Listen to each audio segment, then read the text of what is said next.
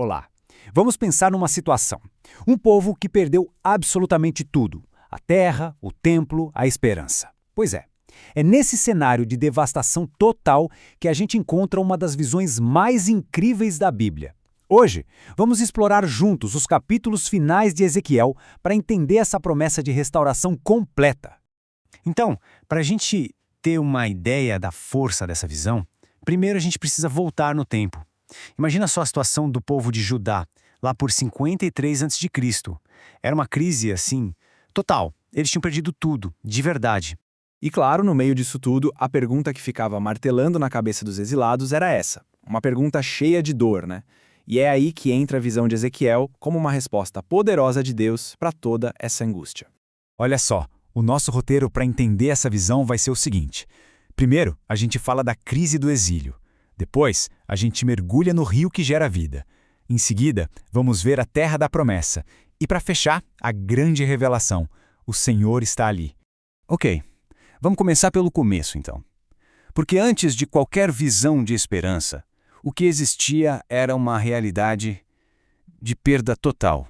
O povo tinha perdido, assim, tudo que dava sentido à existência deles, sabe? O governo, a comunidade, a economia e, o que doía mais, o seu centro espiritual. A sensação era de abandono total, de derrota completa. E é justamente nesse ponto, no meio de todo esse desespero, que Deus começa a revelar o plano de restauração. E a primeira parte é um rio milagroso. A visão começa com a água saindo de dentro do templo. E olha, esse detalhe não é à toa, é crucial. Isso mostra que toda restauração de verdade, toda vida nova começa em Deus. Não vem de projetos humanos, não vem do nosso esforço.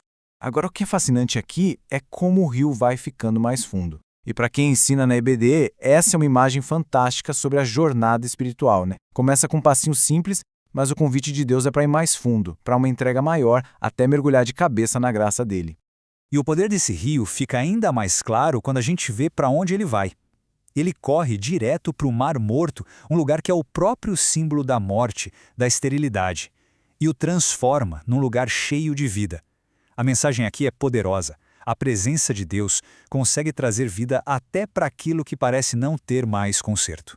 Então a gente vê que onde a presença de Deus flui, não vem só vida, vem também provisão completa e cura. Não é uma restauração pela metade, sabe? É uma restauração total, plena. Mas olha, a restauração não para só na vida espiritual, não. A visão vai além, ela se expande e mostra como essa vida nova reorganiza a sociedade inteira. Agora a gente vê a visão se expandindo para a terra mesmo, para a parte física. Deus trazendo ordem para o caos do exílio. É como se a vida espiritual transbordasse, sabe? E começasse a organizar a vida em sociedade. E essa distribuição da terra mostra um ponto central do capítulo 48. Uma parte especial da terra, a porção sagrada. Fica bem no meio, com o santuário ali. Isso aqui não é só geografia, gente. É teologia pura. A ideia é clara. Deus precisa ser o centro da vida da nação. E aqui tem um ponto fundamental. A restauração que Deus propõe não é só voltar a ser como era antes. Não mesmo. É sobre construir uma sociedade nova, com base na justiça, na igualdade e, olha que incrível para a época, na inclusão dos estrangeiros. Então a gente já viu a vida sendo restaurada, a terra sendo restaurada, mas tudo isso leva a um clímax, a uma revelação final, a mais importante de todas. Depois de organizar toda a terra, o foco da visão se fecha na cidade, que fica bem no coração de tudo. É um lugar que representa a nação inteira, um símbolo de unidade. Mas e o nome dessa cidade? Não é o nome de um rei nem de uma batalha famosa. O nome dela é, na verdade, uma declaração, uma realidade. E o nome da cidade, a partir daquele dia, será O Senhor está ali.